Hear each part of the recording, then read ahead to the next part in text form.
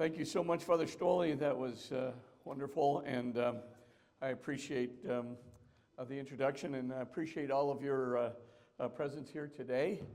I'm just going to begin with a prayer because I need it. So in the name of the Father, and of the Son, and of the Holy Spirit, amen. Heavenly Father, we give you thanks for your many blessings to us, the blessing of our ability to evangelize and to teach, to bring your wisdom, your love, your light to these children and adults who need it so very, very much. We need you so very, very much in our lives. Help us to pave the way, Lord, for them to see your light ever more clearly, ever more deeply, and in relying on it, follow your Son's path into the kingdom of heaven through Christ our Lord. Amen. Mary, seat of wisdom, pray for us. In the name of the Father, and of the Son, and of the Holy Spirit. Amen. Well, again, my thanks for all of you being here. I'm just going to begin a little bit. My talk is on, what young people need to maintain their faith in college. I'm going to give 3 or 4 minutes of sobering news here, namely some statistics that I don't think any of you will find overly surprising in this day and age, but I want to make sure people know it.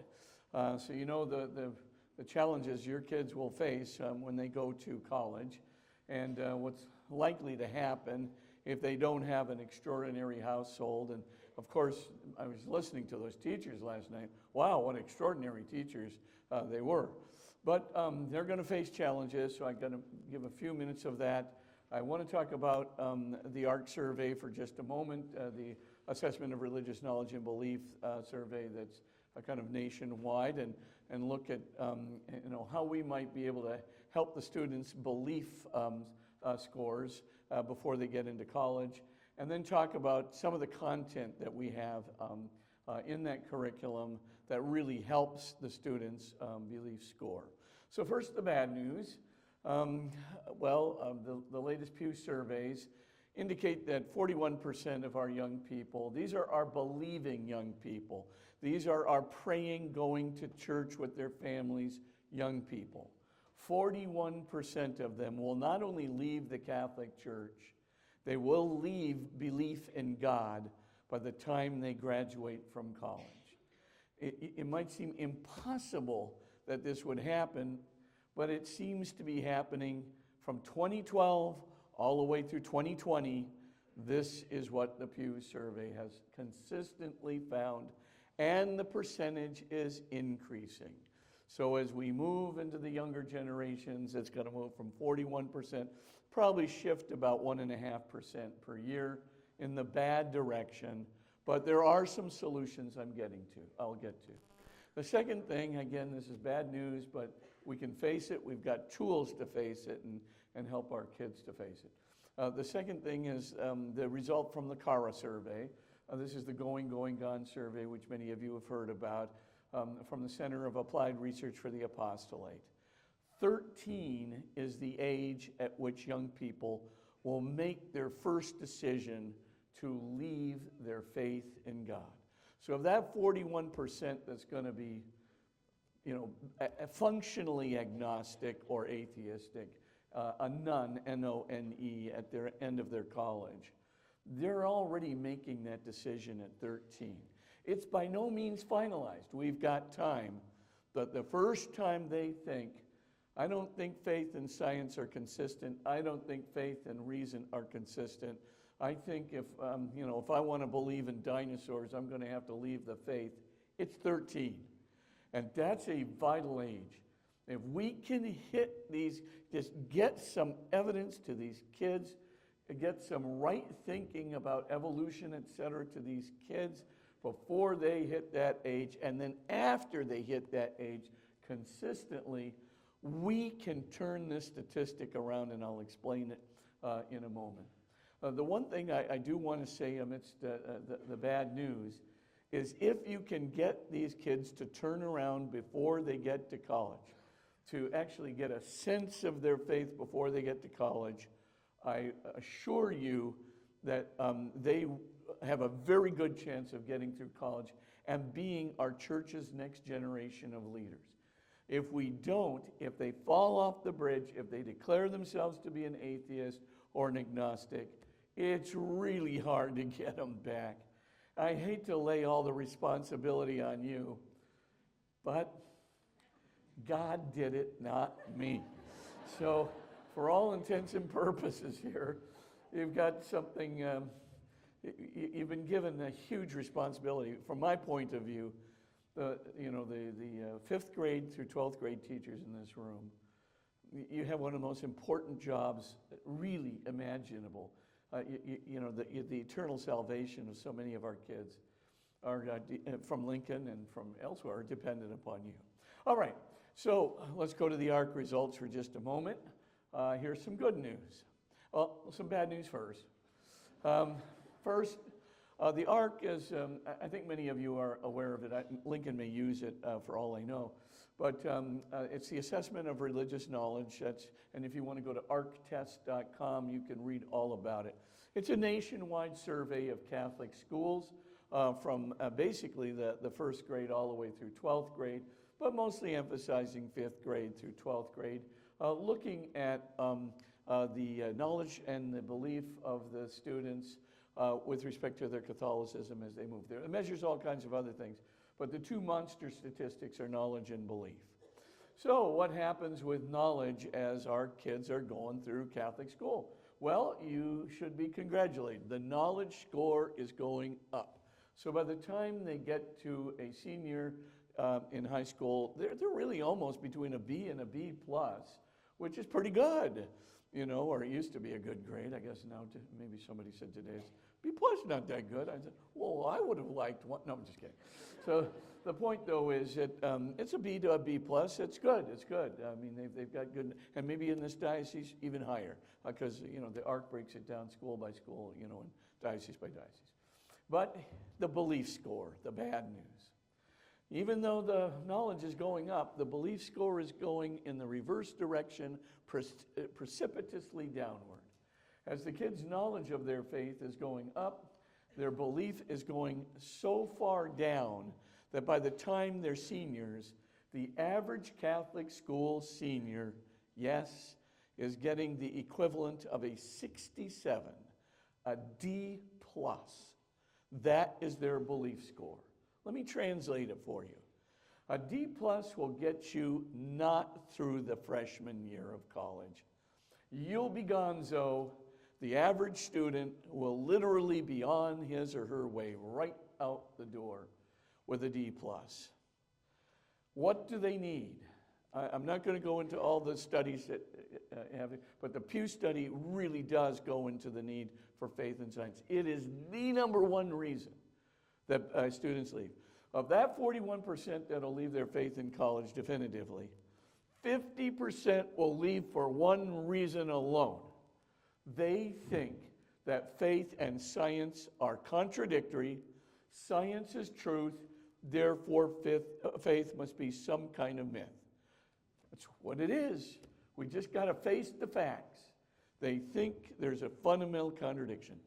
They also think that there is no contemporary science-based evidence for God, for life after death, for Jesus, or anything else. So absolutely false, as we shall see. We live in the generation where there are more scientists who are believers in God than ever before, and our students are just, and that includes our Catholic students, are pouring right out the door. I just say this because we got to face facts. If they take this course, the Catholic Faith and Science, which is a senior elective course in high school, just this one course, or the middle school equivalent, this course, Speak the Faith, which I'll talk about momentarily. But if they take the Catholic Faith and Science, the belief score goes from a 67 to an 83. That's a B. The difference, that 16-point differential from D plus to B is everything. It's really the difference between a kid not even making it through the freshman year of college and a kid actually getting through college, a moderately good chance of getting through college and being a parish or faith leader in his or her community. All I'm saying is this course can't be ignored any longer. We have to do it because no matter how we think our kids are invulnerable to the culture, they're not. Even if they have the best upbringings, we really have to take, if they get this evidence, we shield them. We give them an inoculation in truth. And God has made this truth available, and science is really revealing it. And so that's why I'm thinking, let's just get this in every school. I'm begging you teachers who have any proclivity to do this. This course does not require that you be a scientist at all. What it requires is that you show the kids some videos, have some discussions. Everything they'll need is right in this workbook that explains it. You won't have to go into this in any detail in terms of the science. We can help you do that. And at the same, I will give webinars. I'll give webinars, 2 or 3 a month, so you can get your questions answered. I want, across the nation, with other teachers, who are trying to implement this, we really want to support you. But every school needs this, and every every middle school, as well as every high school, really needs it. It is the turner arounder, it's the converter, it's the shielder. It really works, and the ARC survey is a nationwide survey, and it shows it conclusively. Enough about this curriculum, but I'm going to come back to it because I'm praying that every school here will find some way that. And now, if you can't get this Speak the Faith in your middle school theology curriculum, we prepared it so it could be a speech course. Everybody's got a free speech course. Why not give them every fact that they're going to need to actually be able to redress the problems they will be hit with in high school and college? Get it in the 7th grade before that 13-year-old turnaround point happens. And whatever way you do it, it's fine by me, but the kids need the info, and it just changes their lives. You will see, it will change the way they receive theology. We're going to put it, Sophia Institute for Teachers is putting it to a completely integrated curriculum from the 5th grade all the way through the 12th grade. This course is obviously going to be the 12th grade capstone course for the integrated curriculum. But it really works. And the more they get it, the more they hear it, the students do, I'm telling you, the more we create faith leaders for the future. All right, I'll just stay there. So what do we try and do in this course? What have we found that the kids need? Number 1, they need critical evidence of life after death. Number 2, they need very good scientific evidence. You don't have to be a science teacher. Just play the video, present 3 facts, just use an argument from authority. Why should I believe that this is true? Because Stephen Hawking says it's true. Why should I believe this is true? Because Arvind Borda and Alan Guth, right? These are like Nobel Prize, Alexander Vilenkin say it's true. So in other words, you don't have to be the expert. Let the physicist who's got the IQ of 300 coming out of his head, let him or her be the person to carry the weight of the argument. And if people want more, I've got more. I've got 19 books. And they could, but I'm just kidding. Well, no, I'm not kidding you. I do have 19 books, but I wouldn't thrust that upon the students. But the main thing is, I would want the students to go to magiscenter.com, or they can actually get a whole bunch of support things beyond the videos. There's all kinds of articles, so kids who have a real good science background can actually read the rationale, the footnotes, the actual articles if they want it. Okay, let's get to the first thing then. They need some belief, immortality of the soul and life after death. They needed cosmology and some sense of God created the universe. They need, thirdly, a sense of Jesus Christ. How do we even know he existed? Half these kids are watching the History Channel where some, former Jesus seminar guy who was totally outmoded and put away by N.T. Wright 24 years ago, is still being touted out to, proclaim his doubts to all of our kids who readily believe it because they don't, have a response to it. And then finally, of course, the Eucharistic miracles, they jaw drop the kids. I'll just leave it at that.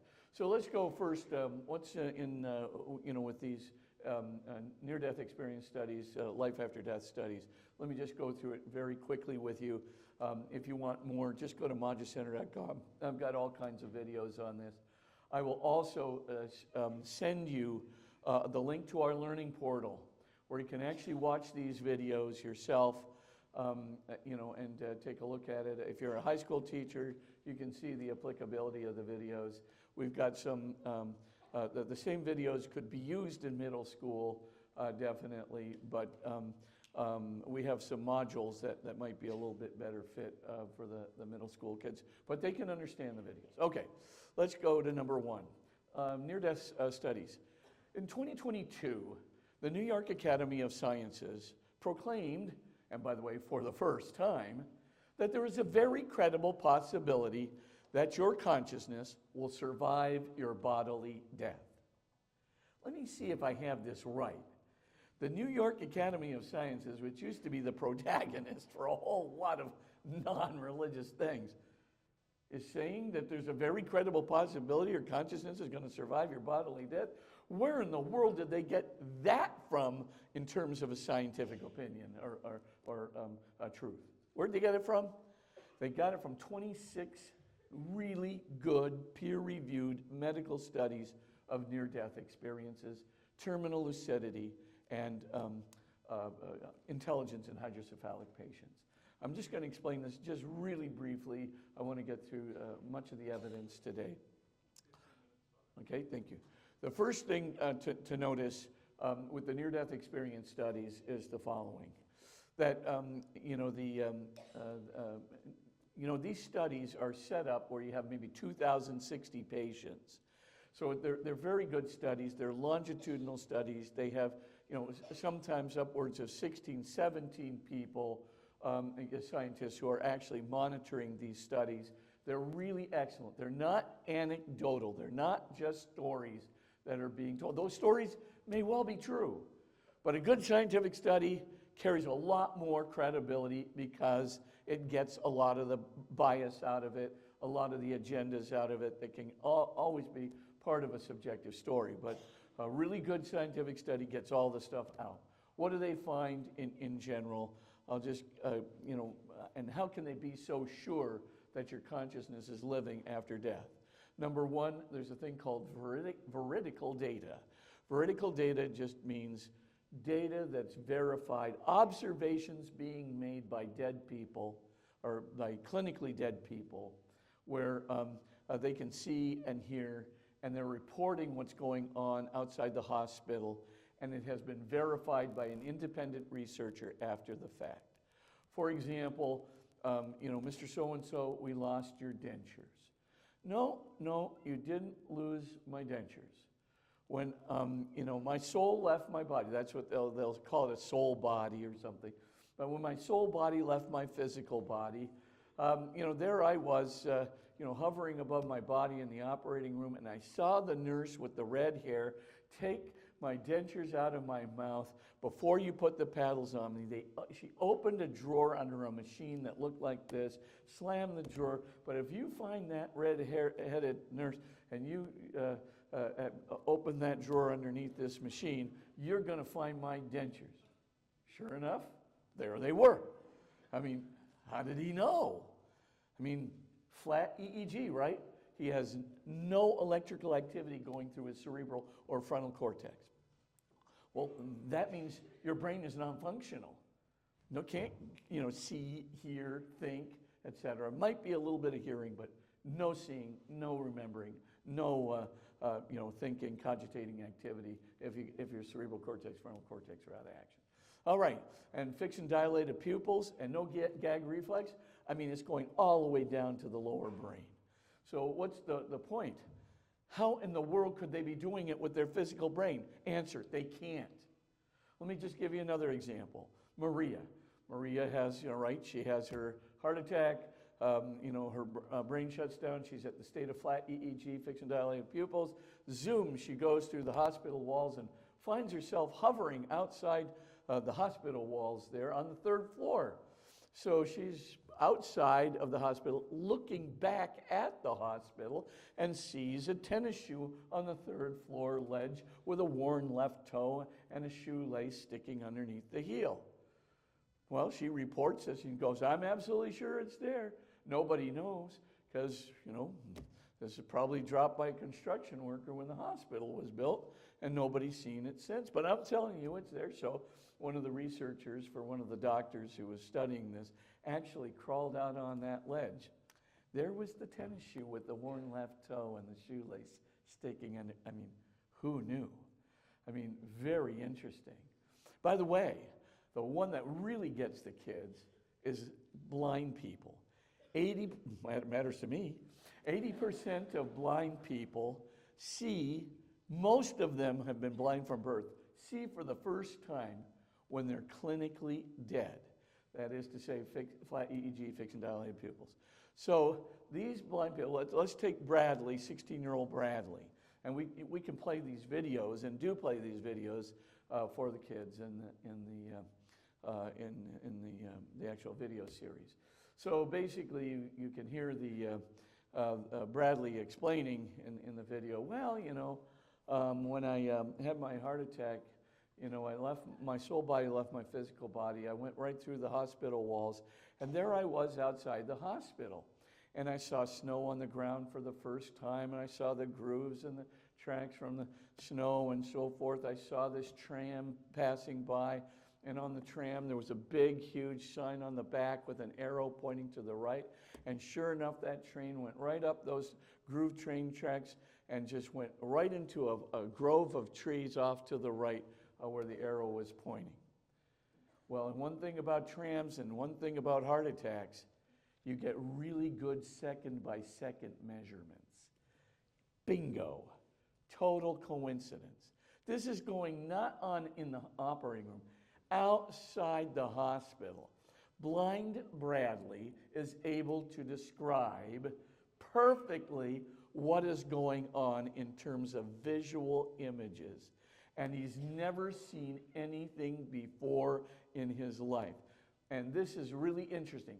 Hey, how can a boy who has no visual impressions in his physical brain hallucinate any of this? Answer, can't. Well, what does that mean? There has to be a source of consciousness. A source of consciousness in a kind of a body, an embodiment that's more spiritual than physical, because it's not subject to physical laws. It can go through walls, it can defy gravity and go up and down. But nevertheless, it is embodied, but kind of in a spiritual way. And that embodiment looks like what normally the person would look like, except they're kind of in a more spiritual kind of context, but they see themselves as it were, as they were, and they see 360 as well. Now, what's my point that's of import here? And the point is, this evidence is so overwhelming from thousands of peer-reviewed studies, dozens of peer-reviewed studies with thousands of cases, the New York Academy of Sciences came over the line. So I'm just going to give you a brief thing. They not only can describe what's going on in this world outside the hospital, by the way, they can also go right through the operating room into the waiting room next door. Never speak badly of the dead, because of course they can hear everything, describe and see everything going on remotely away from the operating room. So this happens all the time. Well, what's my point? Oftentimes they don't just stay in this world and describe things going on outside the hospital or something. They actually go to otherworldly domains. How does that break down? 65% of kids who undergo clinical death have a near-death experience where they do go to an otherworldly domain.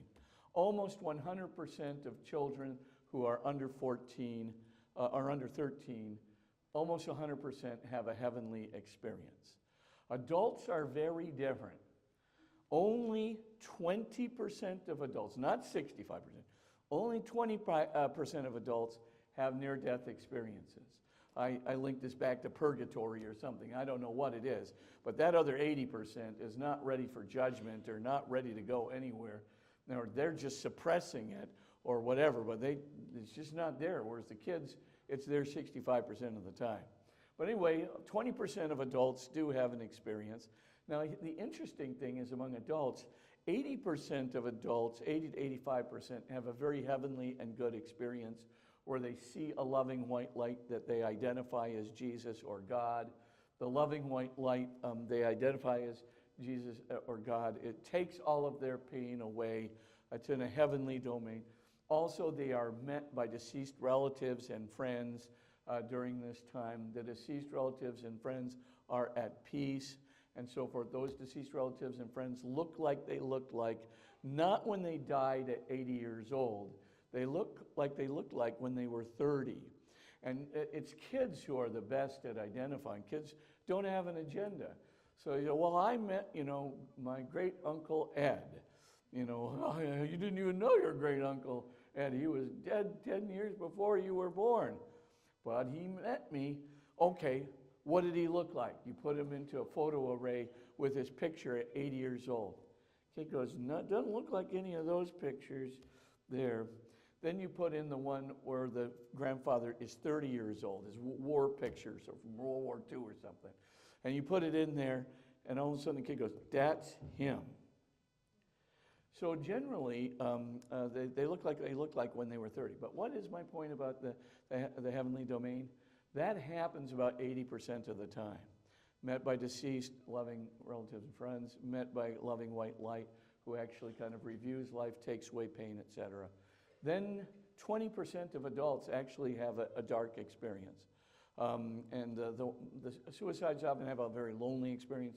Oftentimes, very mean people, cruel people have a very horrifying experience, including even impressions of demonic beings. I'll just simply say, at that, I would let the students no, this is there, and that's what is basically being taught by Christianity, and the loving God is certainly confirmed. The spiritual embodiment is certainly confirmed, but glorified embodiment is not. So Christ, when he appears in glory and power and spirit, he's almost like divine-like. And St. Paul says, well, we'll be like him after the last judgment. But before the last judgment, we're spiritual bodies, but we're not glorified and powerful ones yet. So anyway, that's the data. What does it do to the kids? It jaw drops them. Absolutely. The main question that we get from our high schoolers when they have taken the Catholic Faith and Science course, why didn't anyone tell us this before? That is the main question. It turns their whole faith life around. They go, where are all those studies? Aha. Footnoted. And in addition to that, you just click on the link and you can go right to the study. Samuel Parnia's study from 2014, Pim van Lommel's study, published in the Lancet, the New York Academy of Sciences, blah, blah, blah, blah. So what's my point? There's good evidence here. There is life after death. You are not just a bunch of atoms and molecules. You are atoms and molecules, but you also have a transphysical soul that will survive bodily death, and it makes you very, very different from the animals. You have self-reflectivity. You have self-consciousness.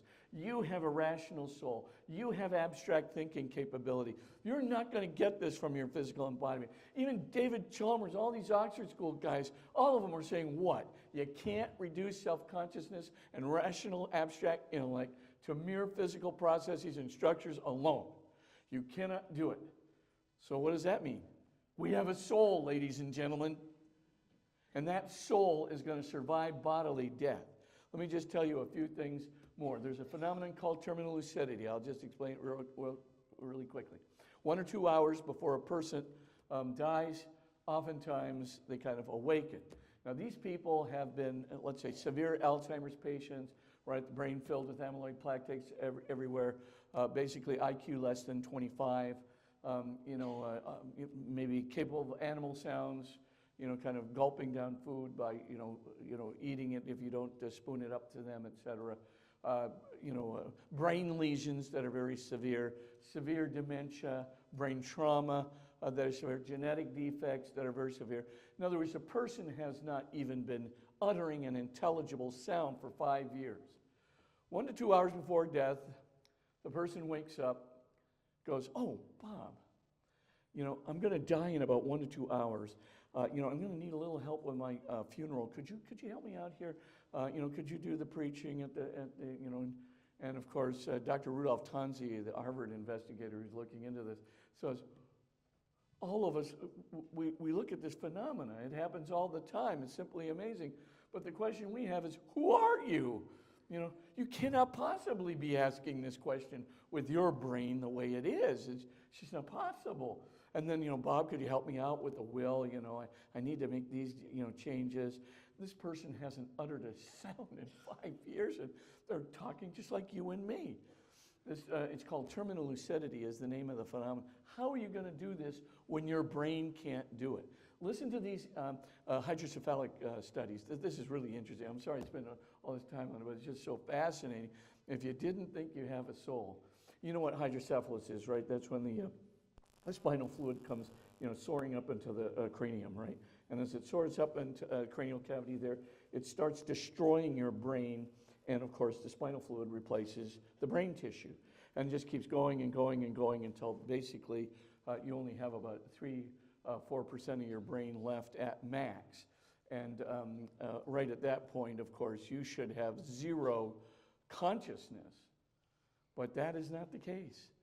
5% of hydrocephalic patients who have only 5% or less of their brain left actually have a normal IQ. And 10% and 5% of that 5% have a genius level IQ. Lorber actually had he did brain scans of 600 hydrocephalic people. That's where he got the stats from.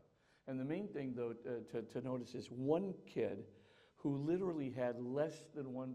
He had 1 millimeter of brain tissue, 1 millimeter of brain tissue left. That's like nothing. That kid had a global IQ of, I think it was 127, and a verbal IQ of 147. How is this possible without a brain? You know what Lorber labeled his scientific article? Is your physical brain really necessary? What was the kid doing the thinking with? Not the brain, because it wasn't there. I leave the case right there, but I'm telling you, the influence on the kids, you can move them from metaphysical materialism to transcendental viewpoint overnight. It's just amazing what can happen with it. All right, okay, I got to get going here. All right, so the next thing that we cover basically cosmology. A lot of kids have heard that there could be a multiverse. A multiverse is a gigantic universe that's coughing out little bubble universes, like trillions upon trillions of bubble universes, and one of which is like our own, right? So our universe comes out amidst the trillions and in this big, huge multiverse. And so really, the whole idea of talking about how did we get all of our laws of physics, how did we get all the constants, that lead up to the possibility of life. Nobody, these are not questions anymore. Scientists have all answered this. We don't need God. Well, when I was debating Stephen Hawking on the Larry King show a while back in 2010, that was his view. Stephen Hawking really did believe this. But in 2018, he wrote an article in the Journal of High Energy Physics. It was the last scholarly article called A Smooth Exit from Eternal Inflation. And in there, he basically shuts down the eternal multiverse and shuts down the possibility of a multiverse with an infinite number of bubble universes.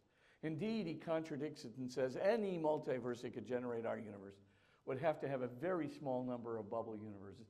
If indeed a multiverse exists, It would have to have a very small number of bubble universes, most of which are like our own. That will become important in just a minute. But what happened basically over the last 15 years? The whole landscape has changed. And what happened over the last 15 years is, number one, Arvin Borda, Alexander Vilenkin, and Alan Guth. I'm not going to go into the Borda, Vilenkin, and Guth proof. The entropy evidence, Stephen Hawking's total reversal with Thomas Hertog and Thomas Banks. I mean, these are like super physicists, right, with the Superman capes blowing in the back of the wind there. I mean, these guys are at the top of the profession, and they're all becoming theists. It's very interesting. I'll talk about the scientific statistics, the statistics of scientists in just a moment. But what I want you to see is today we're at the point where we cannot avoid a beginning. So again, you don't have to be experts. If you present the videotapes that have this stuff in it, good enough, that just the facts are good enough of what these really important physicists are thinking. That is good enough. Here's the conclusion of Alexander Vilenkin. He's the one that put together the Borda, Vilenkin, and Guth proof, which basically says every accelerating system, every inflationary system, in other words, every multiverse, every universe, every string universe in the higher dimensional space of string theory, every one of these configurations has to have a beginning. And so Vilenkin put it this way after he articulated the theory back in 2006. It is said that a good argument will convince a reasonable person, and that a proof will convince even an unreasonable one. Well, now that the proof is in place, what proof? The Borda, Vilenkin, and Guth proof, the entropy evidence, et cetera. Now we can add Stephen Hawking and Thomas Hertog's proof to it, et cetera, et cetera. Now that the proof is in place, cosmologists can no longer hide behind the possibility of a past eternal universe. There is no escape. They must confront the reality of a beginning. Whoa, whoa, whoa, whoa. Who said that? The scientists are saying that. That's the scientists, the physicists, the cosmologists. That is an important quote because physicists and scientists most of the time do not talk about impossibility. They cannot avoid the possibility, right? They can't make recourse to the possibility of a past eternal universe. There's no escape. They must confront the reality, the problem of a beginning. Now let me tell you what a beginning in physics means, just so you can get a sense of it. Number one, a beginning of physical reality. That's, if there is a multiverse, it would be a beginning of the multiverse. If there is a string universe in the higher dimensional space of string, it'd be a beginning of that. If there's a bouncing universe that's expanding and contracting and expanding and contracting, it would be the beginning of that. If it's just our universe, which it probably is, then that too has to have a beginning. Now, what does a beginning mean? Prior to the beginning, physical reality, whether it was our universe, a multiverse, a string universe, whatever, prior to that beginning, physical reality was nothing. Premise number one. Premise number two, what can nothing do? Nothing, because it's nothing. The only thing nothing can do is nothing, correct. Let's not sneak something into nothing.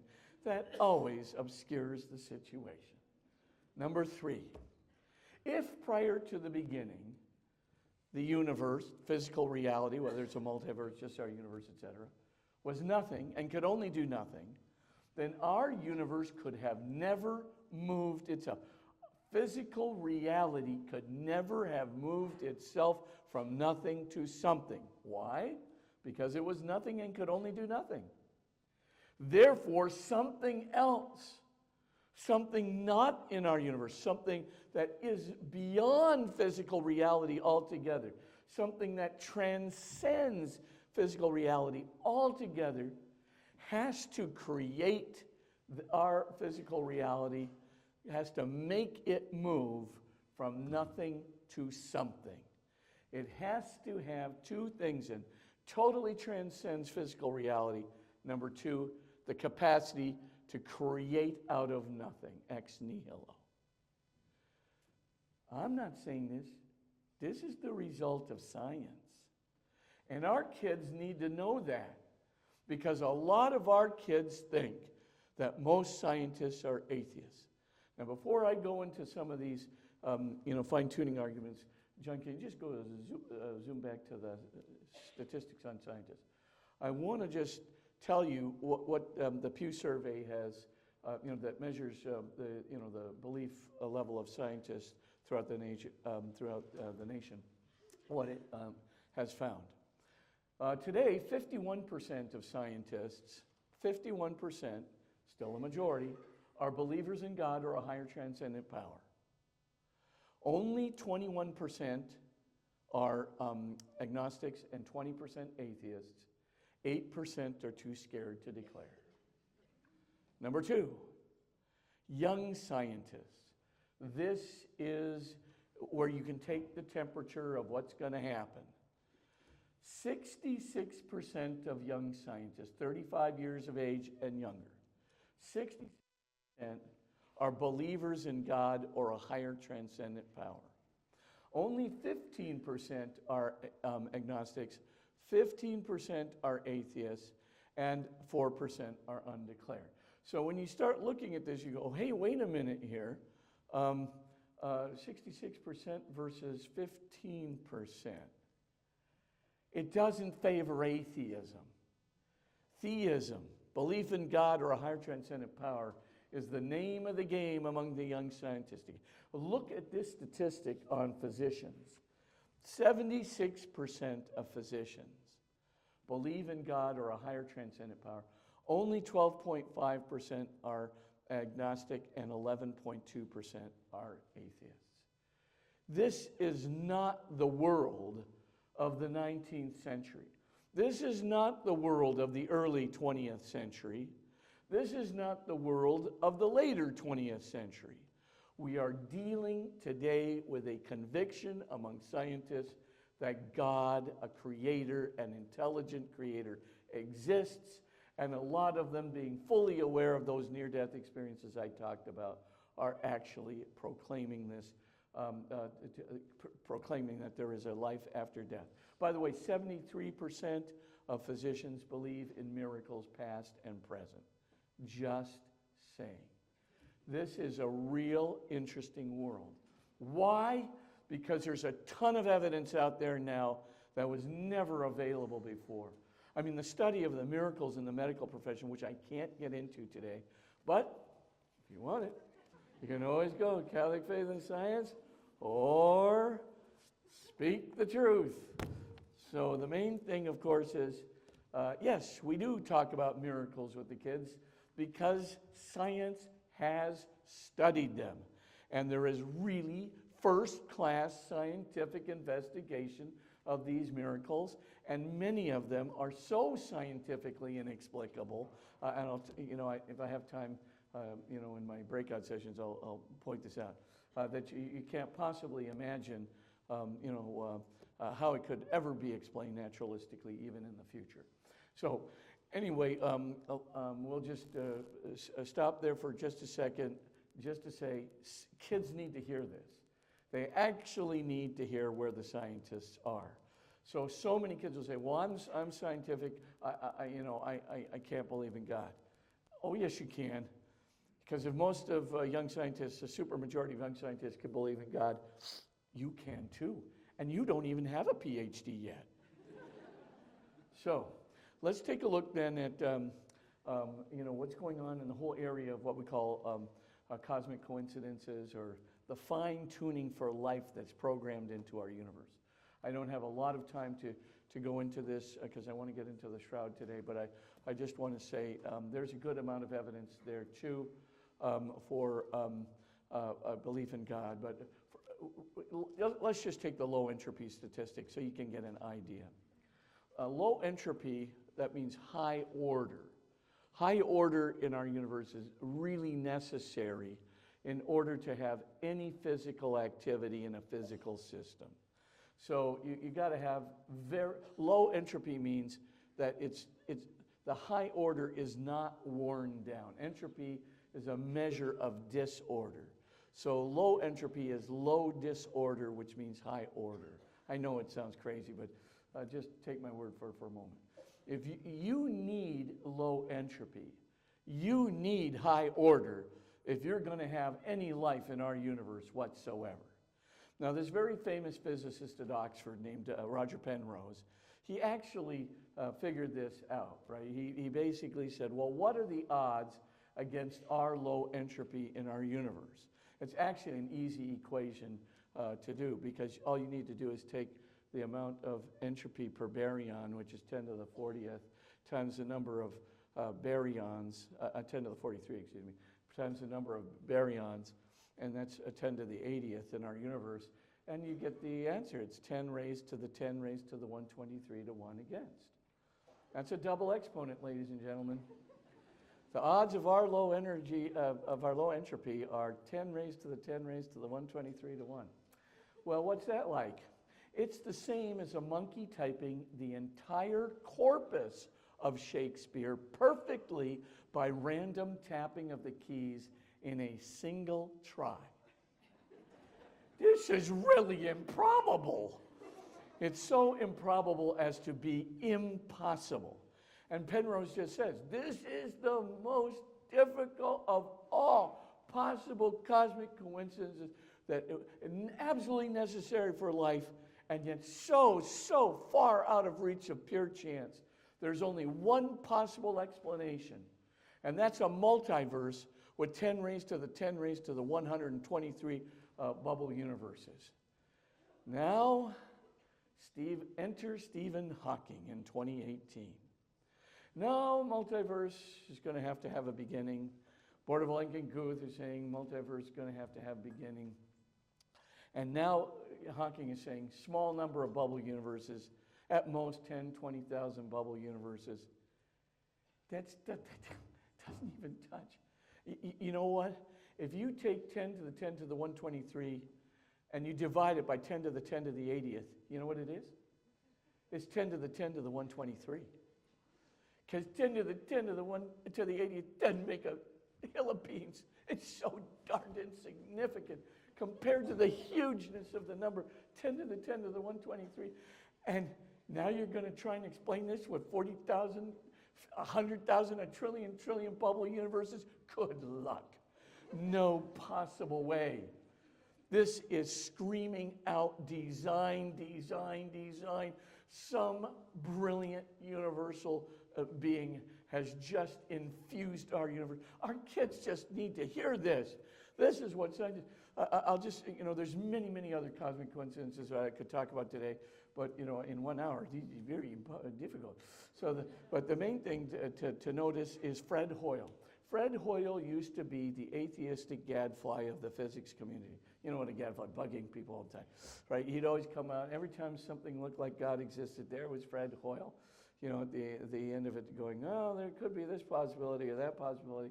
Always the defender of atheism. Well, at one point, his partner, William Fowler, actually said, oh, Fred, I was just looking at these statistical equations in light of, some of the new theory about the Higgs boson. He goes, it looks like an abundance of carbon in our universe is nearly impossible.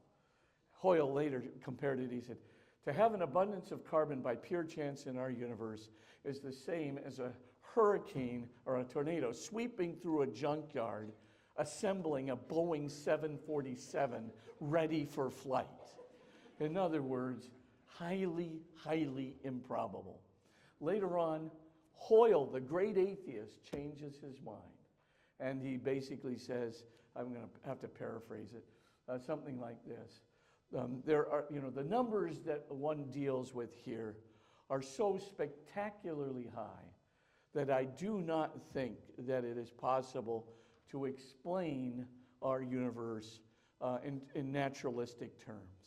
There must have been some super calculating, super intellect that has monkeyed with the constants of physics and those of chemistry and biology as well. I consider this to be beyond the shadow of a doubt. Now, I know it's a paraphrase, but essentially you get the point. It turned him, thank you, it turned him around. Okay, I'll leave you just with the findings of Robert Jastrow. This is the founding director of NASA's Goddard Institute for Space Studies. Wrote a book a while back called God and the Astronomers. His quote at the end of the book pertains today more than it did when he wrote the book a while back. This is what he said. Scientists unshackled themselves from the domain of superstition and began to climb the heights of knowledge using an empirical and mathematical methodology, strictly and rigorously applying it to nature as they climbed those heights of knowledge. They came to the final precipice, pulled themselves over, and found a band of theologians there awaiting them for centuries. Our kids need to know this. We're living in a different science. We're not living in a world where young scientists are hostile to faith. They're absolutely revealing faith. Okay, but I want to get to, is science just looking at God and life after death and a transphysical soul? No. Science is going right to the heart of Jesus, if I can put it that way. Right to the heart of the Eucharist. Science is also unveiling things that we never had available to us before. There's not a hostile relationship between science and faith. It's just the opposite. Let me talk about, there is a lot of historical evidence for Jesus that I'm not going to go over today because of the brevity of time. But, obviously, I think many of you are familiar with Flavius Josephus, a Jewish historian living within memory of Jesus Christ, writing for the Roman empires. Obviously, he is hostile to Christianity, but actually does admit in his, Testimonium Flavianum, that Jesus was a wise man, that he performed many miracles, that he had been persecuted under Pontius Pilate during the reign of Tiberius, and that, for a hostile a person to say that is pretty interesting. And then Cornelius Tacitus, a Roman historian who surely hated Christianity, as he said, where all foul things come to make themselves manifest in Rome. This guy declares unequivocally, Jesus Christ lived in Jerusalem, suffered the extreme penalty, that's crucifixion, under the procurator Pontius Pilate during the reign of Tiberius. So we do go through the historical evidence.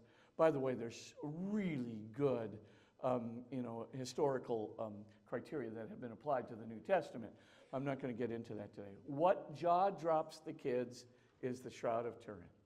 Now, I know you have heard that there was a 1988 carbon dating that was done of the shroud, which dated the shroud to between 1260 to 1390 AD.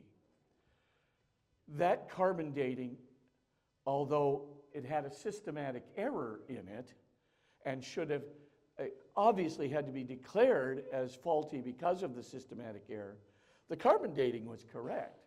That carbon dating is correct, but the systematic error was attributable to the fact that there was a ton of neutrons that were emitted from Jesus' body. Now, I'm going to get into this in a moment, but the particle radiation hypothesis for the image is really fascinating, and when our kids find this out, they really look at this with a great deal of mystery, really. I mean, it's just first time in their lives, I think Jesus as a reality and as a risen being becomes apparent to them beyond the historical and exegetical scriptural data, right, that's out there. So the main thing, though, with the shroud is just remember this. The shroud is linen. Linen is composed of cellulose. Cellulose is composed of nitrogen. And nitrogen in cellulose has a large content of N14. A nitrogen isotope. Listen to this chemical formula. You don't have to remember it. Just N14 plus a neutron yields C14 plus a proton.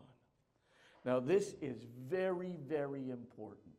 In other words, if you bombard that linen with all of its N14 with a ton of neutrons, you are going to literally convert a lot of N14 to C, carbon-14. By the way, what isotope is measured in a carbon-14 test? Carbon-14. Now you're going to elevate that carbon-14 with all those neutrons. Now there is a ton of evidence, which I'm going to explain in my breakout today. See, this will give you good motivation to come to the breakout.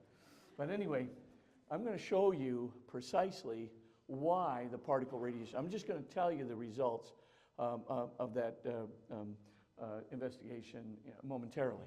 But right now, just believe me, the carbon-14 date, not only it validates the age of the shroud. We have 4 dating tests right now beyond the carbon dating that shows that the shroud originated in the mid-1st century. We have a Fourier transformed infrared spectroscopy. We have a Raman laser spectroscopy. We have a mechanical compressibility and tension test. And we just have the recent, very peer-reviewed test, a wide-angle X-ray scattering test done by Liberato Di Caro and his colleagues over at the Italian National Labs. What do they say? The shroud unequivocally originated in the mid-1st century. The carbon dating definitely was affected. It was definitely altered.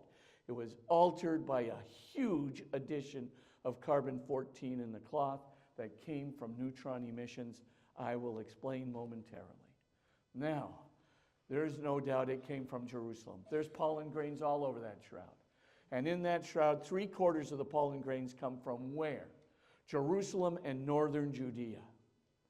Now, you look at that, and by the way, 14 of them are indigenous, and 4 of them are so unique to that region, they have never been found anywhere outside of northern Judea and Jerusalem except on the Shroud of Turin. So, what's my point? It spent several centuries in Jerusalem and northern Judea in the open air. You would have never gotten those pollen fossils and accumulations if it hadn't. So we know when it came about and where it came about. And as I said, the errant carbon dating can definitely be explained. But I want to go on because 5 minutes, oh, wow. Okay, I just want to say that this shroud has on it, you go through this and you are going to see the anatomical explanation of the passion of Jesus. You'll see it writ large. You'll see the Syrian Christ thorn that's used for the crown of thorns on his head. You will definitely see the spear wound in his side. And what's in that spear wound? You're also going to see the pleural edema fluid in the blood that's coming out on the right side. You're also going to see a variety of other signs of the crucifixion that shows exactly where the nail goes in at the palm, goes down the thenar furrow and out the back of the wrist. You will be able to see the whipping marks. By the way, there are 372 bloodstains on that shroud, and every last one of them contains AB blood type, human hemoglobin, human immunoglobulins, human whole blood, human bilirubin. It's blood. It's not paint dye rubs. Absolutely nonsense. But anyway, it just portrays the crucifixion in vivid detail. And it's uniquely Jesus' crucifixion. And all the weaponry there is Roman weaponry. That belongs to a man who was crucified in the unique way of Jesus during Roman times, unquestionably. Let me just get to 2 other things. I just want to get to the resurrection. So how was that image formed? I will explain this in my breakout in, lurid detail. Here it is in a nutshell. First of all, basically we now have, or like 99% sure, 99.9% sure that this is how the image was formed, because what's called the particle radiation hypothesis, it explains all 45 enigmas on the shroud.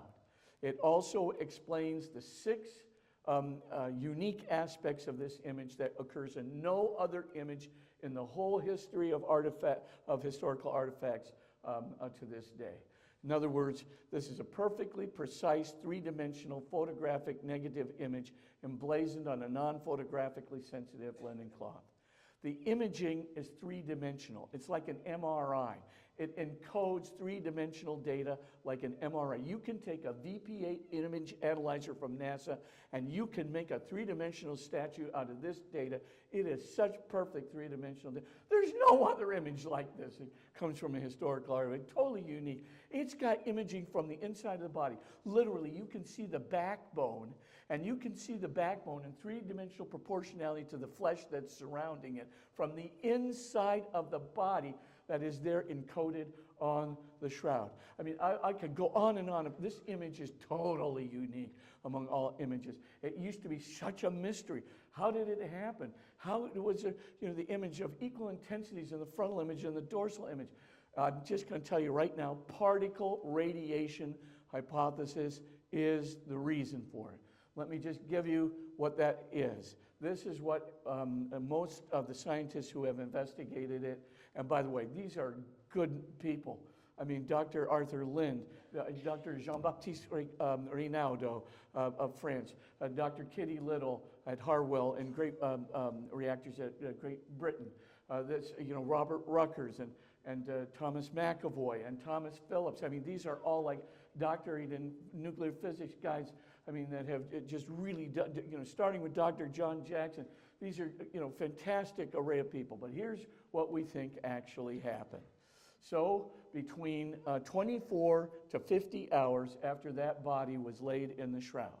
So it'd have to be, after, the body's laid in the shroud, it's got to be there for 24 to go through the rigor mortis cycle, and then, but before any kind of, bodily fluids will begin to emerge in the process of decomposition. Okay, what happens?